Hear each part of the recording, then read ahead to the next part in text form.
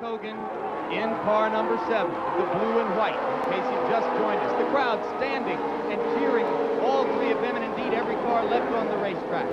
Hundreds of thousands of people now up and ready to watch on their tiptoes as they go green and race for 2 laps. The Indianapolis 500 is now the Indianapolis 5 between Kevin Kogen and Bobby Rahal and Rick Mears. Oh, and Kevin didn't get the start he might have hoped for. And Rahal's going by him. Bobby Rahal in car number 3 has the lead once again. You look at Debbie. She knows what's happened. They come out of turn 2. They're going down into turn 2 now, down the back stretch. Rahal trying to stretch the lead over Kogen. Mears trying to get into it.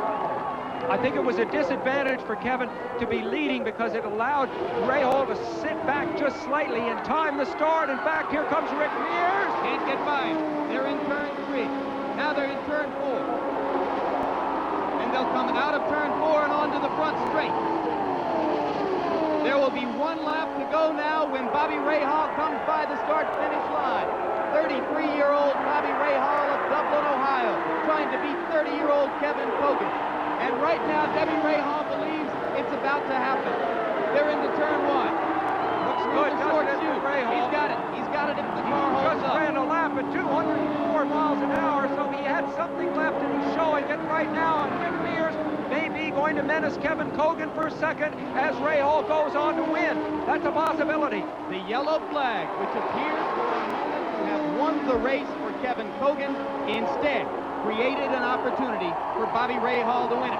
An opportunity that Rahal has taken advantage of. There in front of him, on the right, now the left, Dwayne Sweeney holds a checkered flag for the 1986 Indianapolis 500 champion, Bobby Rahal. Well, one of the clears, Debbie. Fantastic.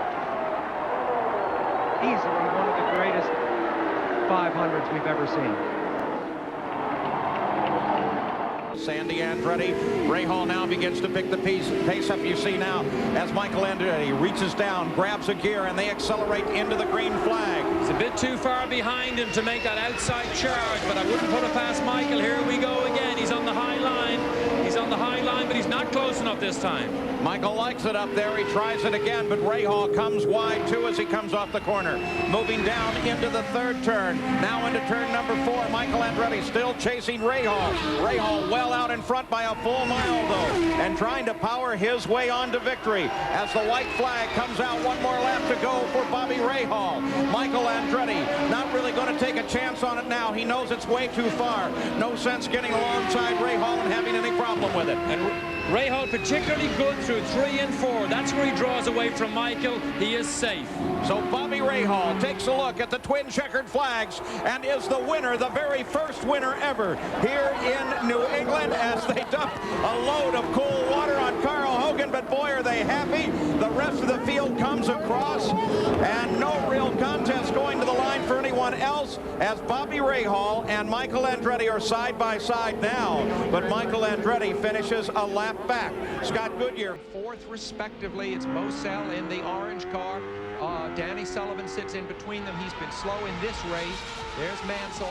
Both men out of Formula One and now into IndyCars. And remember, Nigel Mansell had a problem coming back to the green flag a week ago at Indianapolis. And again, he's slow, Paul, as he comes up to the green. As Boissel looks for room wherever he can. Nigel Mansell holding him off. If Nigel can win here today, he would be the first foreign driver to win at this track since Jimmy Clark in 1963. The same, of course, would be true for Raoul Boissel. The 2 of them separated now by just a few feet. Were the race to end this way, Mansell would have a whopping 70 championship points, and Boissel would move into second with 52. Nigel Mansell takes a look at the white flag. He sends himself down the back straightaway. 1 straightaway to go now on the backside. Nigel Mansell taking a look down inside of turn number 3, and Mansell can sense that checkered flag ahead. Boissel tries to close in. He can't get the job done, and Nigel Mansell picks up the win. Nigel Mansell's first win on an oval, and he continues his point lead. Congratulations to Newman Haas in second place. Boissel. Fittipaldi is in third. Bobby Rahal with a 4th place finish. Condition flag there at Canada Corner. It's apparently very slick. And look at Villeneuve. He picks the pace up plenty early. Lagged off the car, but Tracy is right there. They both pulled away from Vassar. Not green yet. They're climbing the hill. Oh, this is what we anticipated from Tracy. There's the green. You can. Now keep an eye on him. Tracy coming down the hill. Ribeiro got around Vassar on the restart. No. Ribeiro still battling with Rahal on the restart. Now here's where Tracy gets all his slingshots. He's very good off turn 3, and if he can get close enough, oh, he kicks the back out. Turn 5 is where he's made his brave moves. Oh, he's too far behind. Down now through the woods, heading for Station 5. Key braking area, key passing area, but Tracy's not close enough. He remembers what Carl Haas told him earlier. Think championship points. Most of your championship contenders are out. Oh, he's right behind him. Boy, Tracy has matured so much this year. Been such a bright driver. So many times he's fell off the road under pressure. Not this year. His displays in so many of the races, and particularly important when he had a mechanical failure running right at the front. 150 miles an hour off this corner. 180 through the kink. Down to Canada corner, remember? Course condition flag says it's slick down there. That's where DeFerrin was off. Tracy closes just a bit. Villeneuve is very good under pressure. Very, very good. The more pressure you put on him, he does not make many mistakes. Nothing changes at the front of the order. They'll see the white flag this time. 4 miles to go. Villeneuve, then Tracy. There's Vassar. Andre Ribeiro, Bobby Rahal. Fernandez, Pruitt, Fittipaldi. All answer the white flag. Christian Fittipaldi. All in a line here. Scott Pruitt still hangs on to the back of Adrian Fernandez. And there's Christian Fittipaldi, who should have been right up with these leaders, except he lost track position with that fuel stop. And look at Johansson. Johansson running. He is running in 10th. He's in the top 10. Parker Johnstone is off and on. Back on. Trying to make up, still at the tail end of the leader lap, running 13. Emerson still running. You saw a quick glance of him running 15. Had that wheel problem earlier. But here's the battle. Can Jack Villeneuve hold off Paul Tracy? He does seem to be somewhat quicker, though Tracy's been closing under braking. On the final lap. Tracy's trying to stick with him. Get under braking, closes just a bit, but Jack's faster off the corner. Oh, Jacques kicks up the dust. He has the right side wheels over the curbing. Looked down for a second, too, as he did that. Now back to that more traditional kind of head slightly cocked to the right as he moves into the kink. Fastest part of the racetrack. Down between the trees. Through Thunder Valley, Canada corner now. Oh, Ribeiro's making a challenge on Vassar. He gets closer. Ribeiro, Rahal, they close. Coming to the final corner. Unchallenged now. Jack Villeneuve makes that final turn.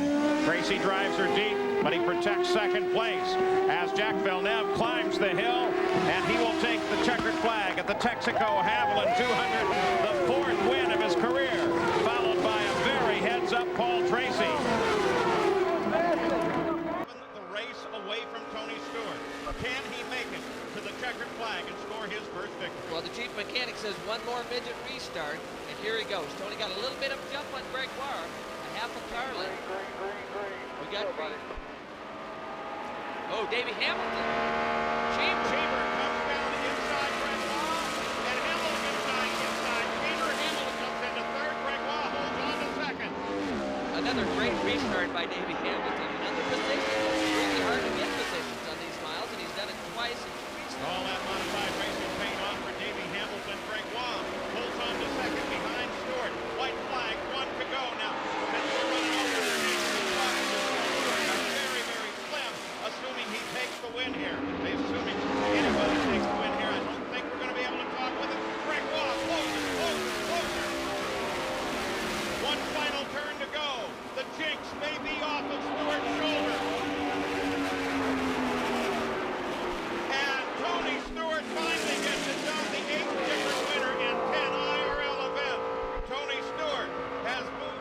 little bit and get a jump. We're going to see a green flag, a white flag, and a checkered flag. We've still got turn 11 right here to go, and now they will be on the gas hard, facing the green flag with 2 laps remaining at Laguna.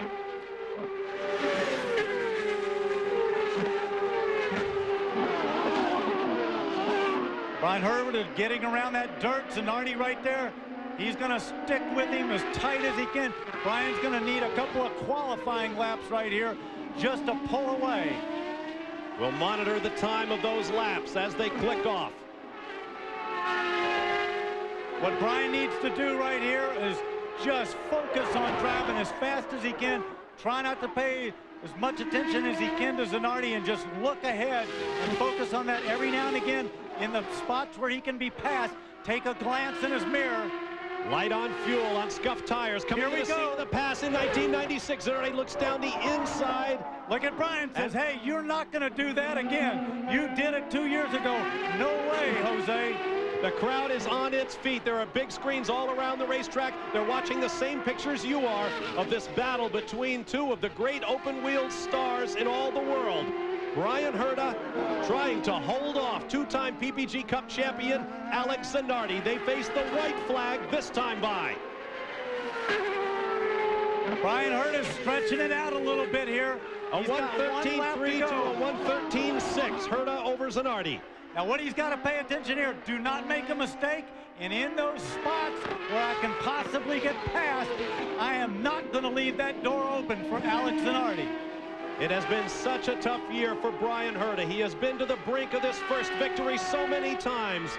And on the radio to Herta, the instruction, don't look back. He's pulling away a little bit. Gary, he's doing everything right here. He's making all the right moves. He's putting in great laps. He's got a little bit of a gap. Sorry, Bob. Top of the hill, Zanardi drops back slightly. Is he planning something? Or does he just have nothing up his sleeve for Brian Herta? They've got one critical out-braking spot right down here. Brian has got to make sure he keeps that door closed for Alex Zanardi. Here it goes to the inside. Turn 11. Alex, he counters him perfect. Zanardi on the power off the corner. Squirming under acceleration to try to catch Brian Herta, but he will not be able to. First career win for Brian Herta, and well earned. Congratulations to the entire Team Rahal and the shell car for Brian Herta. Debbie Rahal hugs around for the crew. Brian Herta has done it. We're out of time here. They'll take the green flag. Everybody out there trying to outsmart the other guy. Let's see who does the best job. 2 laps to go. 2 laps to go. Look at this, almost contact. There was contact. There was contact between those guys racing for second position. DeFerrin goes by. Here comes Hornish to the inside, and there's almost contact there. The white flag will come out this time by. Hornish had to back out because Scott Sharp cut him off. DeFerrin has one last shot to get around Alex Barron, but I believe Alex Barron, I think Blair was right, his coroner, I think he's strong enough to take home this victory. The white flag out that time, the final lap. Alex Barron about to bring home the Rayovac car for his first win of his Indy Racing League career. DeFerrin rides in second. Well, he certainly earned it. He did a terrific job. Great team strategy. And he takes it. He takes it. Alex Barron has picked 4 miles of flat-out racing. Here they go, up to speed. Now watch to see if what Michael was able to capitalize on, namely the front car not accelerating as quick as the back car because of the extra drag of the hammer. Look at, here comes Jimmy. Here comes Vassar and Michael slipstream. He goes high into turn 1 and a bid for the lead in the race win. This could be the move of the race right here. And Michael's got to come back. Michael trying to come back, but he's up high in mid-corner. He'll come off onto the half-mile back straight in second place. Jimmy's got the perfect move right now, and he'll run flat out to the finish. Michael's taking another move, going down into 3. Did Jimmy move too soon? Should he have waited to the last lap? I don't think so. White flag is out. Jimmy's got this race in hand right now.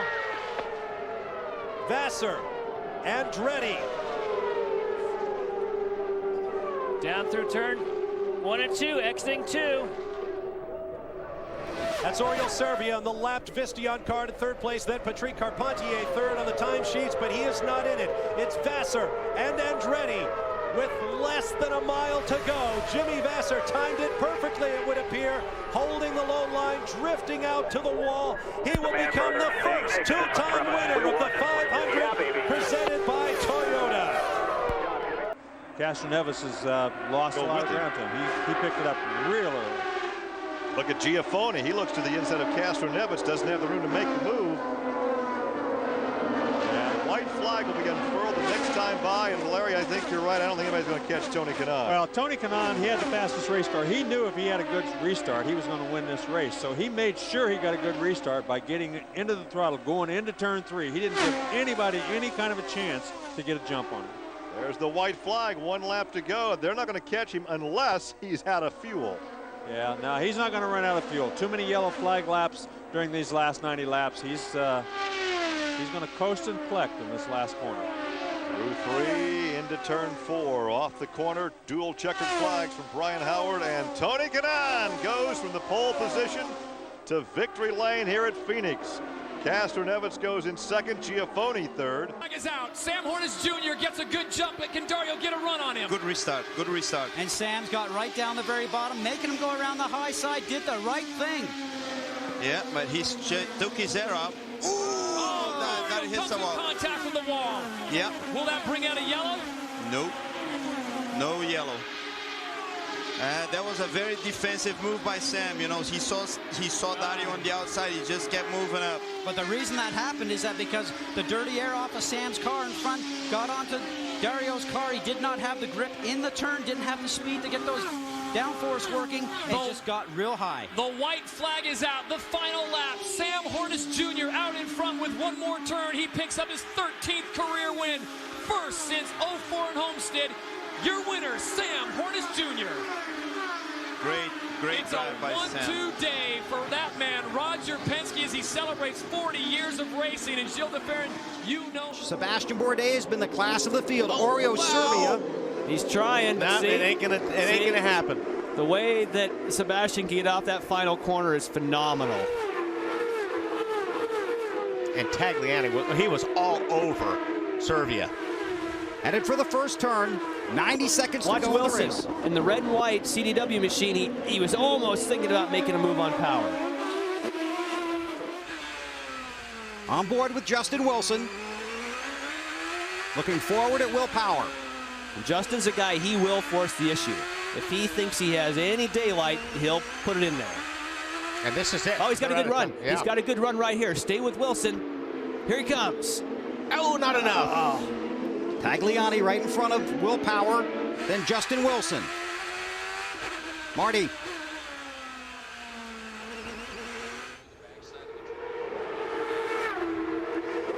Check with Marty in a moment. I'm ready, Bill. Go ahead. Apologize. Will Power's had a terrific day. Big shout out to those guys, and they've stayed in the top 5 all day long. Will talked to me about championship. Not so much trying to win this race, but focusing on the championship this year. He set himself in a good position. Well, I mean, these guys are just all over each other in that last corner. This is going to be it. They're going to have to get it done. Last lap.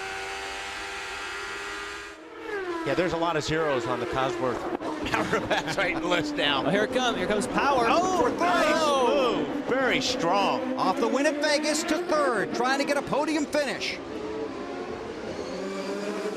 He's thinking about more. He's not just thinking about championship. That was an aggressive move. Of course, that helps your championship. Fantastic after such a dominating performance in Vegas. So Power to third, looking ahead at Sylvia. Here comes Wilson, taking a look. Justin Wilson. He's there. Got him. Justin Wilson in the red and white machine. Tagliani in the red and black car. And it's Bruno Junqueira right behind them. 3 red and white cars and the black car in the middle. And Junqueira has a little power to pass left. The guys in front of him have none. So Bruno Junqueira may have a shot here. There's your race leader, Sebastian Bourdais, trying to go for the three-peat here in Long Beach. Started from the pole, has had an outstanding run. Disappointment a week ago, but not today. Sebastian Bourdais wins at Long Beach. Well done, Sam. Great drive. Well done, Car 1 team.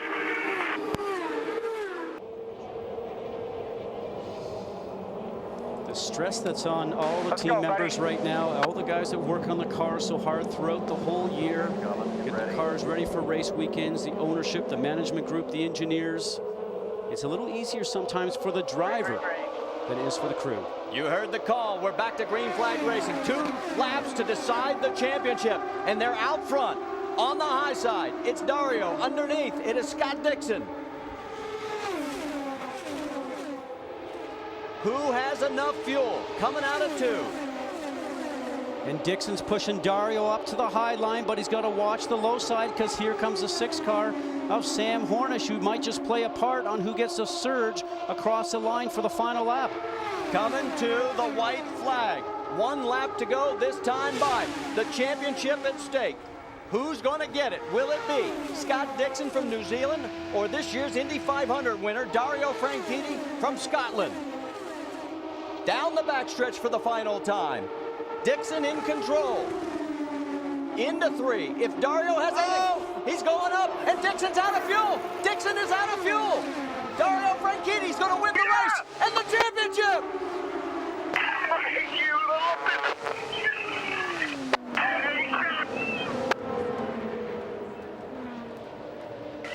Perfect, mate. Unbelievable. Stop in turn 3. Stop in turn 3. Stop in turn. He was in the left. That was mine. Perhaps the most popular non-winner in the history of Indianapolis, with Michael Andretti, of course, included in that group also. Here's the green flag. Back to racing. Can Ryan Hunter-Reay get a good run this time? No, Justin Wilson takes a peek but decides not to. For a moment, it looked like Justin was thinking about the outside, but thought better with the marbles. Again, Ryan Briscoe with a great start. Ryan Hunter-Reay just trying to hang in there and defend now from Wilson. You're right. His focus now is keeping Wilson behind him. He's not worrying about challenging up in front at Briscoe. Right now, he just needs to secure that 2nd spot. Give it a couple more corners here. Let's see if he just gets a little more temperature back up in those tires. Clean them up a little bit. Anytime you have yellow situations, sometimes you pick up a little debris on the tires, and it takes a couple corners to get that debris off and get your good contact patch back on the tires. They are all close enough right now that if someone decides that they're going to take a big risk, all these cars, and look how close they are. 1, 2, 3, 4, right together with 1 lap to go. Ryan Briscoe looking for the victory. They're lined up behind him, though, waiting for the opportunity. Dario Franchitti takes a look to the inside of Justin Wilson. That was a teaser look. That was the tease look.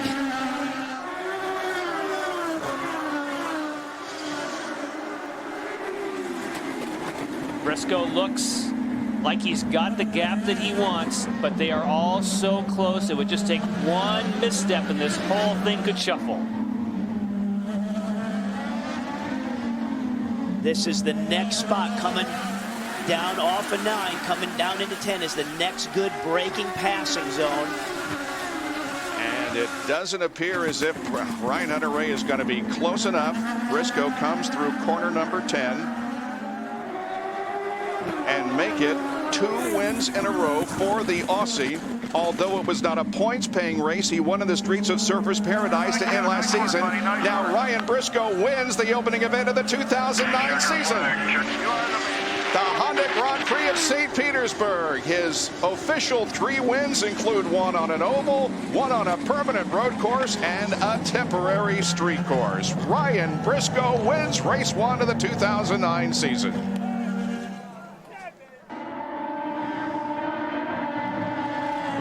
Green-White-Checkered.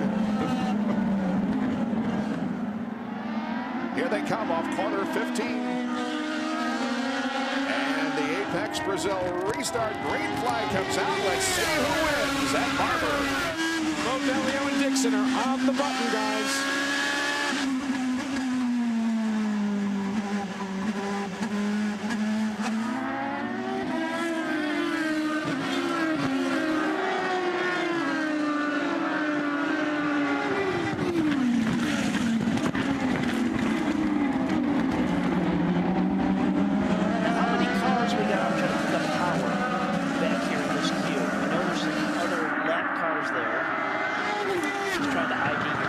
Dixon's back on the button again. He's down to 14. And Elio Castroneves sees in the rearview mirror. He hits the button again. Offense, met the defense. Doesn't seem to have anything for Elio, though.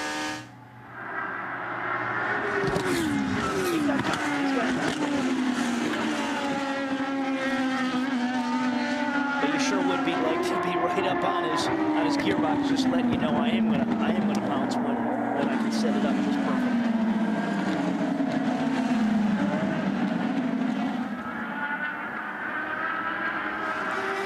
White flag is coming out. One more lap to go.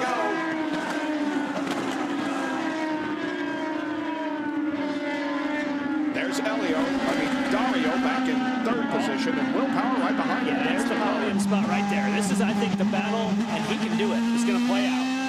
Yep. Okay, this is where we've seen all the passes. He should stay to the left. He's on the overtake. Both are on the overtake. Oh, looking to the inside in 5. That might have been his last chance. I don't know with the traffic in front of him, it may just, Franchitti just may have to dump the throttle once and then he can get in there. All right, it looks like that the win streak is broken. He has just a few more feet to go through turns 11 and 12. Will Power's streak at 2 wins in a row is over. Elio Castroneves, through largely pit strategy, wins the Indy Grand Prix of Alabama here at Barber Motorsports Park. Don't forget, he goes for his 4th win at Indianapolis in May. And here is Will Power, who finishes in 4th position after winning the first 2 races of 2010. On the left, look for green. There it is. Here we go. This could be the championship right here. Ryan Hunter-Reay leads. Briscoe down on the bottom. Ooh, gets squeezed down. Briscoe still may stick it in there. He does. And that's what Hunter-Reay wants to see right now, is he wants these 2 guys racing behind him. That was perfect for Hunter-Reay. That is exactly what he wants to see. Good move on Ryan Briscoe right there. Will Power 5th in line, and look at this. Oh, he might lose a spot. He does. He does. Look at Ericsson, 2. It Maybe might be 3 spots. Will Power, it's drifting away on the last couple laps. Alex Tagliani on the outside, and now Power needs to try to hold on, but he's got to be careful. Tagliani could attack. Went from 29-point lead to 15-point lead in 1 corner for Will Power. Wow. It is still not over. There will be 1 lap to go when Ryan Hunter-Reay gets back to the line. Ryan Briscoe, with that lengthy full course caution, should have fuel. So here comes Barrichello to the inside, and then he pushes, has a little bit of a nudge, and then Oriol Servia in the Wix filter colors goes by him, and then on the outside it was Tagliani. Wow, what a change of events. Ryan Hunter-Reay leads through turns 11 and 12. Power giving chase. Briscoe right behind. Should be light on fuel. Only a 15-point difference if it were to finish this way. I think the only saving grace for Hunter-Reay, Ryan Briscoe has no push to pass. Hunter-Reay is going to be impossible to pass this last lap, let me tell you. I don't care how many push passes Ryan Briscoe has. Take onboard missiles to get him out of the way at this point in time. This is the lap that has to be perfect for Hunter-Reay. A little wide off of the hairpin. Briscoe's still there. Will Power has gotten back around Oriol Servia. So that's 17 now. Hunter-Reay, about 1 mile to go. Power now trying to set his sights on Barrichello, who so forcefully moved him out of the way in the hairpin. Championship looks to still be alive. Ryan Hunter-Reay, qualifying, did not work his way. Didn't start this race where he wanted to.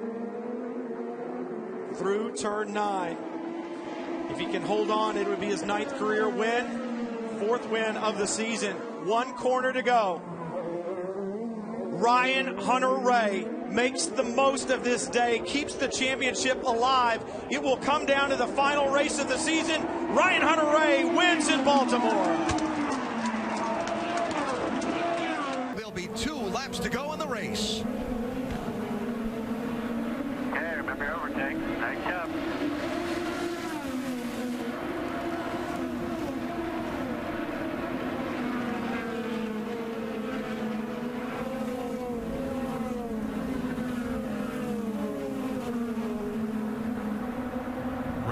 just enough of a gap between him and the second place.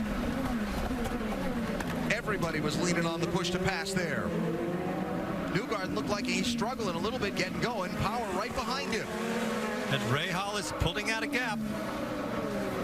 We talked about how good Rahal's car is, and it's showing here. Joseph Newgarden again, the back end sliding around. He could not get the power down, putting his foot on the gas. Rear tires are spinning.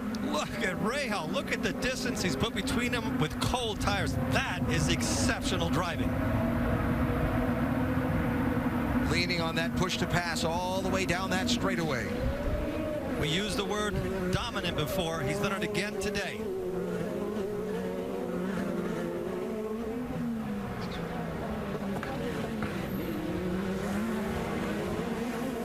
See Newgarden wrestling that car off turn 11.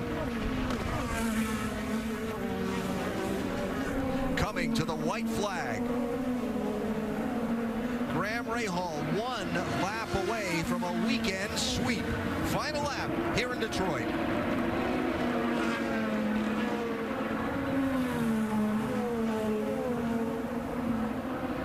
Hi, white flag. You're 8 tenths faster than Newgarden. Good gap.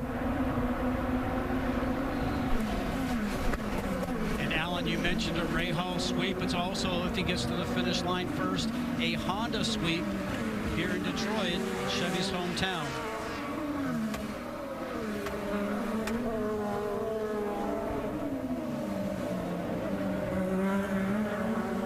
Down the long backstretch, down the Strand. The end of the straightaway is really the last place that Newgarden had a good chance of passing him, but he's way too far back. Rahal's using every inch of the road. Talked about this being a double points weekend and the impact this might have on the championship. Graham Rahal came into the weekend 15th in the championship. He's going to leave in 6th place. Newgarden without enough. Checkered flag will be waving.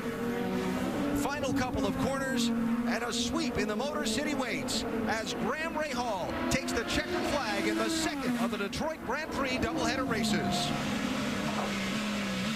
You're the man. You're the man. Man, that Honda engine was strong. Great job. No one's ever won both these races. Excellent work. Great job, gentlemen. Great job. Novak will call the green flag here.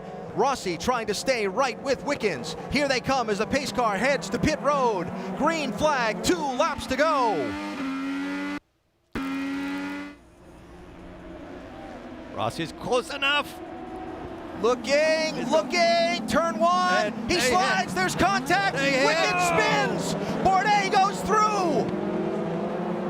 Sebastian Bourdais is leading with Graham Rahal behind him.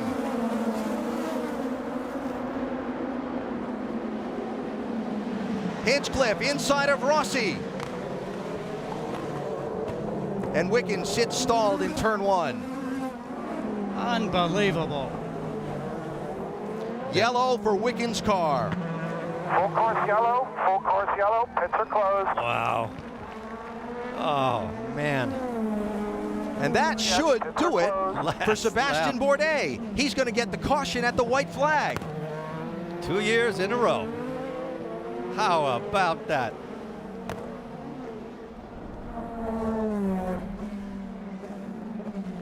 Wow. Recovering from that accident, coming back here. It's such an eventful race and winning it again.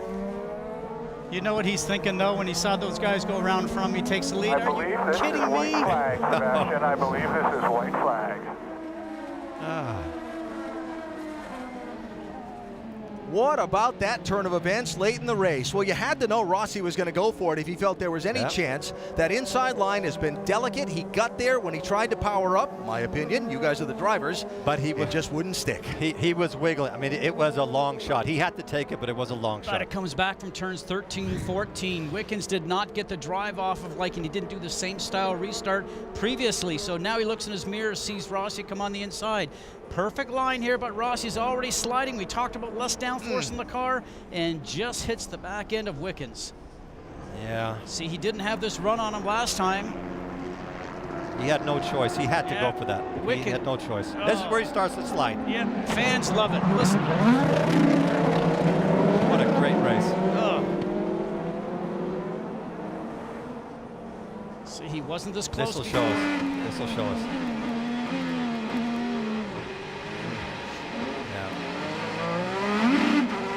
Now, I'll say that the stewards are reviewing the contact between the 6 and 27. What purpose? Well, it doesn't do 6 any good. Who cares? Because Rossi's going to finish in 4th, and they could penalize him deeper into the grid. But they can't give him back. They can't give Wickens back the win, no. Yes.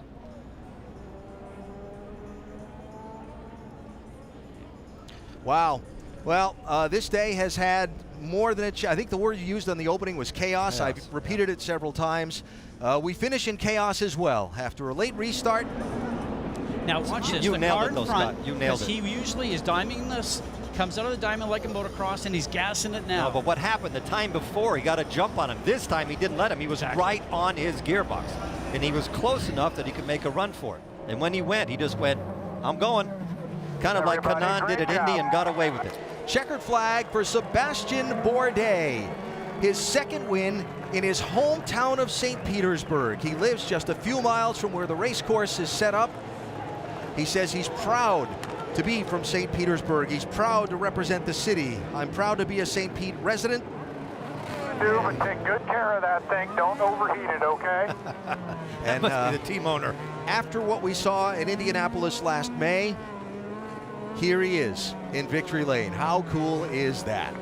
And just to define it, that was a horrible moment in his career. To be able to recover from that and come back and win again where he started that run last year. Spreads that field out. Pretty smart move. Green, 4.5 miles to go. 2 laps in the inaugural Music City Grand Prix. All right, hit your marks, Townsend. He's just got to get around these tight corners, and we know he's got less downforce. He's going to really pull Dixon over the bridge. I thought Dixon was laying back, almost like he's protecting Ericsson, but Dixon's starting to close a little bit. I was surprised that Dixon wasn't a little more aggressive as the pace car peeled off. He left a pretty good gap to his teammate. Our colleague James Hinchcliffe is backed up. He's got a whole train of cars. This is going to be the best result for him in a long time. He's got to try to hang on. What can Graham Rahal do? As you pointed out, Kevin, hasn't really been the eye, or in our eye of attention all day. Graham Rahal has kept his car in one piece and survived. We ride on board now. How much push to pass does he have? 82 seconds. Well, he's all over. These guys are going to be using all the push to pass they have. Marcus Ericsson has plenty of push to pass left, but does he have the tires to hold it? He's got a nice little gap there. Oh, look at Ed Jones. What a move there by Ed Jones. Biggest mover of the race. Ed Jones up 20 spots from starting in the back, has charged his way forward to 6th. Steady Eddie throwing caution to the wind. He already has his best finish with 1 to go, and he wants more.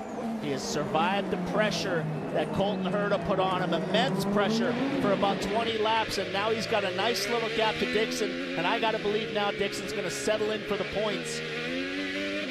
He's got just a couple of more chances here going downtown. Turns toward 4, not close enough this time. Does Hunter-Reay make a move? No. This is huge for Hinch. Hunter-Reay's going to have the best chance for the final podium spot here, trying to get that green and white capstone shift to energy car in 3rd. What about up front? Marcus Ericsson, how was his exit off turn 8? It was good. He's got a big gap on Scott Dixon, and one more chance for Dixon to be able to go get him on the last lap. Pretty good exit for Hunter-Reay. He might have a chance to make a move. Meanwhile, Ericsson just uncontested across the bridge here, buddy. Bring it home.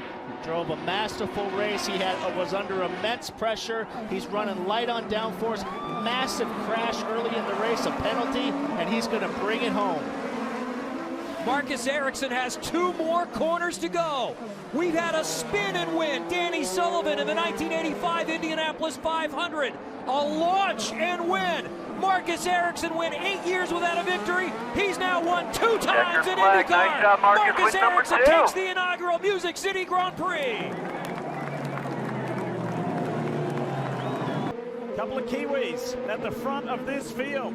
This is how McLaughlin followed Dixon home for that 1-2 in Texas. First time ever that two New Zealanders had finished first and second in IndyCar. Let's go! Look at Palou in the blue NTT Data car on the inside of Lundgaard. An expert jump from Alex Palou to take that third position, and here comes Rossi and Herta muscling their way past the rookie Lundgaard. I'm getting so nervous watching all those cars drive through all the kitty litter on the exit of turn 9 here, but great job from Alexander Rossi and Colton Herta, both around Christian Lundgaard. He got by Newgarden with those fresh tires. Looked like Rosenqvist almost got into the back of Lundgaard as there's side-by-side contact. I think that's Will Power and maybe Castroneves or Pagano back there going wheel to wheel. 1 to go. You saw the white flag. They're on their way home. Less than 2 miles. 1 to go. Which New Zealander's going to do it? Is it Scott Dixon or Scott McLaughlin? They'll both be on the push to pass. They have plenty to burn. Scott Dixon got the advantage down into turn 4. There'll be no passing from here through at least turn 7. Maybe Scott McLaughlin could be brave into 8, but it's all going to be down into turn 9, Townsend. What kind of jump can Scott McLaughlin get off of this corner? The right-hander, how early can he get to power? He's had the best power down all weekend. A good, not great jump for McLaughlin, but he's in the draft, If. This is it. This is the opportunity for McLaughlin. Here he comes on the Chip Ganassi racer. Is he close enough? How big will he send it? Can he? He's too far back. You can still do it into turn 11 if you're close enough. He's not really thinking championship. He's thinking race win. Scott Dixon's the one that's got a benefit here from the points. The PNC Bank Honda. It was a Ganassi victory last year. Will it be a Ganassi victory this year? After having such an eventful start to the race, McLaughlin tries to drag race Dixon and can't do it. Scott Dixon wins the Big Machine Music City Grand